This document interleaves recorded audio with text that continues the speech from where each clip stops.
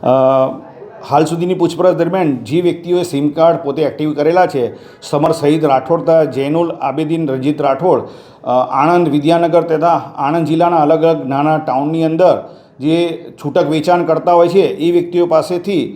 અલગ અલગ 200થી લઈને 500 સુધીમાં એક્ટિવ કરી એરટેલ કંપનીના તમામ સિમ કાર્ડ એક્ટિવ કરે છે અને ત્યાર પછી આ સિમ કાર્ડ ચિરાગ સુરેશભાઈ સોલંકીને 1200થી લઈ અને 1500 રૂપિયામાં વેચાણ આપતા હોવાની હકીકત તપાસ દરમિયાન જણાવેલ છે.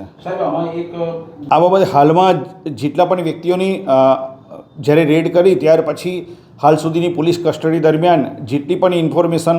પોલીસને મળી છે તે બાબતે તપાસ કરી 3 આરોપીને એરેસ્ટ કરેલા છે. આ સમગ્ર મુદ્દાઓ બાબતે તપાસ કરવા માટે આજરોજ આ 3 આરોપીને નામદાર કોર્ટમાં રજૂ કરી અને પોલીસ કસ્ટડી રિમાન્ડ મેળવી આ તમામ મુદ્દાઓ બાબતે તલસ્પર્શી તપાસ હાથ ધરવામાં આવનાર છે.